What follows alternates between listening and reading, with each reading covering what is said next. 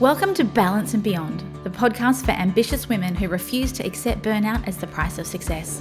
Here, we're committed to empowering you with the tools and strategies you need to achieve true balance, where your career, relationships, and health all thrive, and where you have the power to define success on your terms. I honor the space you've created for yourself today. So let's take a breath and dive right in.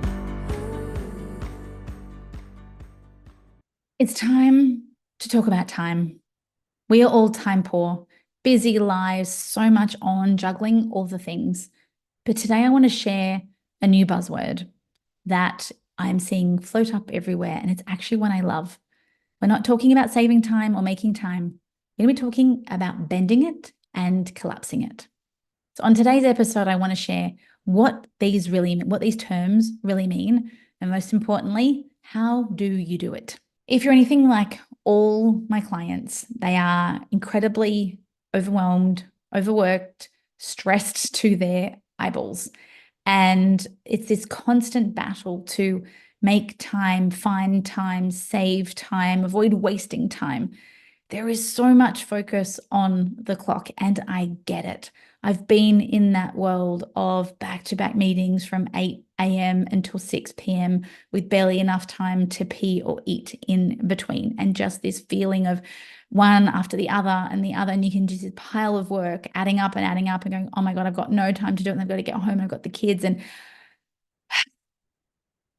if that in any way sounds familiar, I want you to take a really, really deep breath, because I promise you, we all get the same 168 hours a week.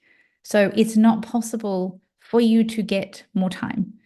It is not yet possible to clone yourself, although give Elon Musk some time and I'm sure he'll try to work it out. But this is where I really encourage you to understand some new, I call them buzzwords, but I believe that they are a new way for us to look at time that is actually far healthier and far more productive, and going to unlock a lot more joy in the things we want in life. When we're focused on the clock, what happens is you're never actually present, because you're always thinking about the time that you've lost or wasted or sucked and the time that you need in the future. So the art of bending time is really about getting more out of time than you technically should. So this is where you make time count. The reason this term works is because time is actually incredibly subjective. And you say to me, yeah, Joe, but there's 60 seconds in a minute and there's 60 minutes in an hour. But how else could you explain a child spending an hour at a birthday party and how fast that goes versus a woman with a newborn who won't stop crying, and how painstakingly slow that time goes? So yes, time clocks to a rhythm. However, it's our interpretation of that time, the meaning we make of that time, and the emotions that we give it, that actually is our relationship to it. So what influences this subjectivity really are a couple of things. And these are really important for you to understand if you're going to learn to bend time. No surprise, your emotional state has a really big impact on how you're feeling about time. They've proved that when you're in, let's say, a positive or an empowered emotional state, time can actually feel shorter. So by that, I mean parties, holidays, nights out with friends. When you're in this good state, time just goes in a good way. It's like, oh my gosh, I can't believe it's over. In contrast, some of the more disempowering emotions like stress, sadness, grief, depression, even shame, really lower our vibration, and they can make time seem really, really long. Now, if you're stressed to your eyeballs, you're saying, Joe, time doesn't feel really long, like blink and it's gone. But it's more it can make time feel heavy. I guess that's another way of putting it. Time can feel really light and, oh my gosh, click and it's gone like a feather, versus this, I am just trudging through every day and I'm trying to save every minute and I'm constantly looking at the clock. It's a different vibration and a different energy that you're bringing to your relationship with time. Another element that really impacts your relationship to time is the attention that you're giving a task.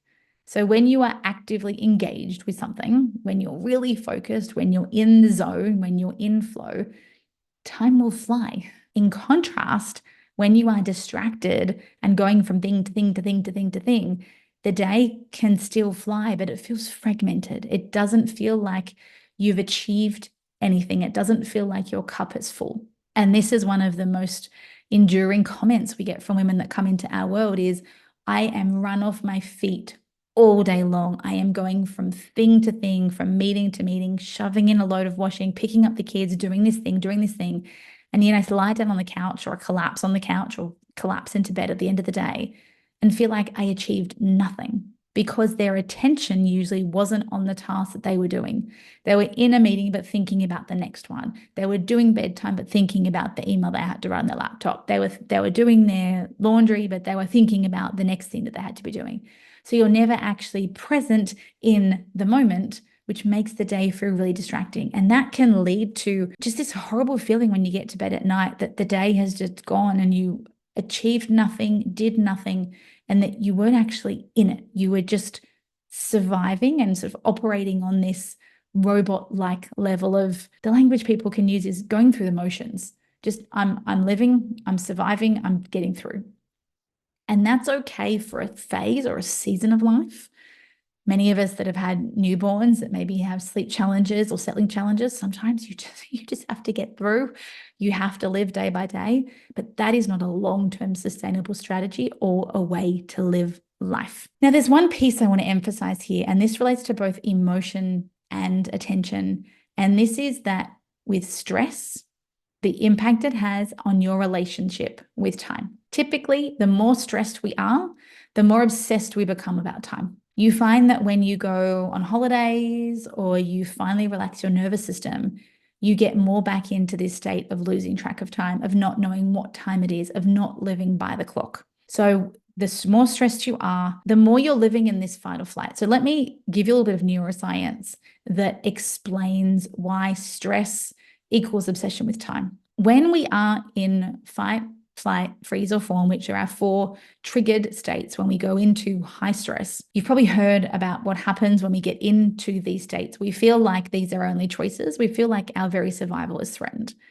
What happens in our brain is a huge dump of chemicals, one of which you're very familiar with, and that includes cortisol. There's also adrenaline. There's this impressive cocktail that dumps very quickly.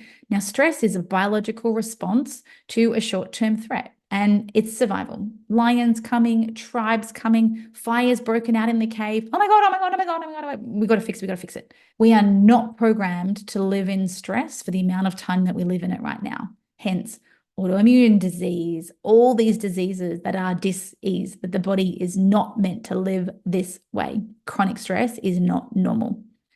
When we are in this chemical dump, when our system is flooded with cortisol, what actually happens is we go back to caveman days. And the reason that we got into these stressful states was our life was in danger. There was a fire, we heard a lion over the rock, the nearby tribe was coming.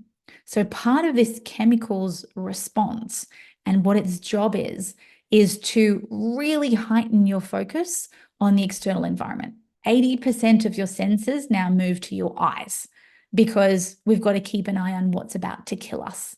We have all kinds of blood and adrenaline flow to our extremities because it's preparing us to run. How much more, I guess, evidence do you need that this is a complete survival strategy than, when our boss emails us and we get into fight or flight, we don't need to run. We might want to or punch them, but we don't. So we are still living with this body that is biologically wired to run away from the lion or run away from the bear or run away from that tribe that's about to kill us. We also become obsessed with our external environment because we need to know which way is the wind blowing? Where is the twig that we might step on? Where is the nearest tree that we can run up? Where is the river? What do we need? So this becomes this giant memory bank of, okay, last time the lion came from the left, there's a tree over to my right. That's probably going to be a better place. This is all happening subconsciously. This is all happening through your amygdala or your reptilian brain. So this makes sense, right? the fire is coming. Which way is the wind blowing? Our amygdala has this ability to take in a huge amount of cues and sensory responses to keep us alive. Now, if we place this incredibly stressed individual and we take them from the cave where the lion out the front is roaring into an office with fluorescent lights and a laptop and sitting in a meeting, we have the same external focus. And what that translates to, because there is no wind and there is no lion, it becomes all about what's happening around us. What is everybody else doing? Where is the clock? What is our appearance? So this hyper focus on the clock, we've replaced the lion with time.